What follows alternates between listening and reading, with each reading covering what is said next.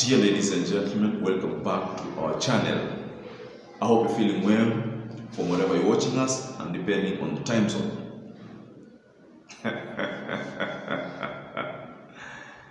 Yesterday was a sad day for the Deputy President. Sad, and I mean sad because the President had to attack him bare knuckle. It was really sad. Now, ladies and gentlemen, KPA Port, Naivasha Port, the failed Beef-2022 agenda form the basis of our discussion today. Now, before you get started, I know there are visitors, first-time visitors. Please just take a moment and hit the subscribe button. I always like to encourage you to subscribe and like and give us a comment, because that's the only way YouTube gets to increase our experience on the YouTube platform. Thank you so much for always watching our channel. Now, before we get started, please let's watch this video. Sikitika hapo nikiona wengine ngwe mtu amekuwa huko amepewa kazi, badala ya kazi ni mdomo. Alafu sasa mimi tutafanya na kwa nini hukufanya wakati ulikuwa huko? Hii mambo ya makelele kila saa, kichwa yako ni makelele huko. Now, KPA Port, Naivasha Port are very crucial for the country's operation. Those cannot, the operations cannot be reversed. The gains are already being experienced. The Beef-2022 agenda, well, all these are tools that Kenya Kwanza is using to fight Azimio. Because you know, UHURU Kenyatta and his handshake brother, Raila Amolo Odinga, have been closer since his re-election into the Jubilee government again. So this unity is actually the reason why Ruto decided to distance himself and decided to channel his 2022 ambitions. So that speaks volume about why Ruto could not perform during this second term. Well, yesterday, UHURU Kenyatta attacked his deputy directly, even short of calling him a conman.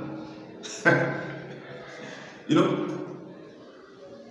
Ruto has been talking about political deceits, people being, full of propagandas, but UHURU Kenyatta made it clear yesterday to the Kenyan public that Ruto is not someone you can be trusted, he's not someone who can deliver.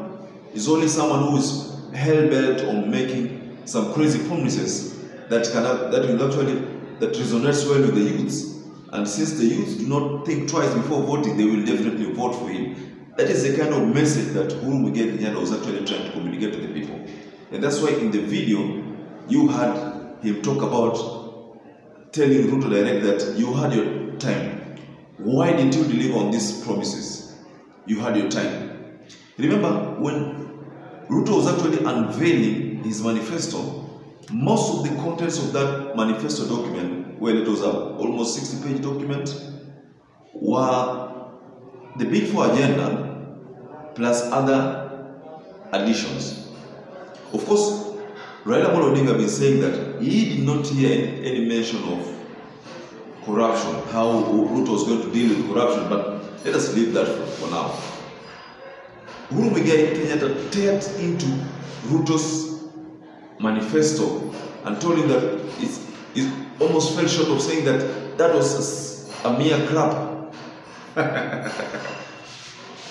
Ruto is very smart. As usual, he's not someone who can just take things, you can just back off from. So that's why, let's watch this video. Let's watch it. Mimi naona rafiki yangu UHURU Kenyatta anajaribu kunikosoa, lakini sasa namwambia my brother, wewe uliniambia ya kwamba unataka kufanya kazi na wengine. Kama wengine wameshindwa, sasa unalilaumu nini? Wakati nilikuwa nakusaidia tulijenga reli. Wakati nilikuwa nakusaidia tulijenga mabarabara. Wakati nilikuwa nakusaidia tuliunganisha stima. Rafiki yangu Uhuru Kenyatta, please, with a lot of respect, I am not your competitor. Wacha mimi nipambane na kitendawili. Tulimpigia kura na hakuna mtu atamfuata, hakuna mtu atamfanya chochote. Tunamheshimu kama kiongozi ambaye anaenda kufanya retire. Si ni kweli? The video, you've heard it. Ruto is directly communicating to the president, telling the president that please leave me alone. I am better off. I can beat Raila even in the morning before some polling stations start voting. I mean, the escalation of this war of words might have been brought about by Mudavadi's remarks when he said that he will actually audit all UHURU's projects, all the finances, and that they will actually they will actually reverse the operations of the port back to Mombasa. Ruto supported the idea.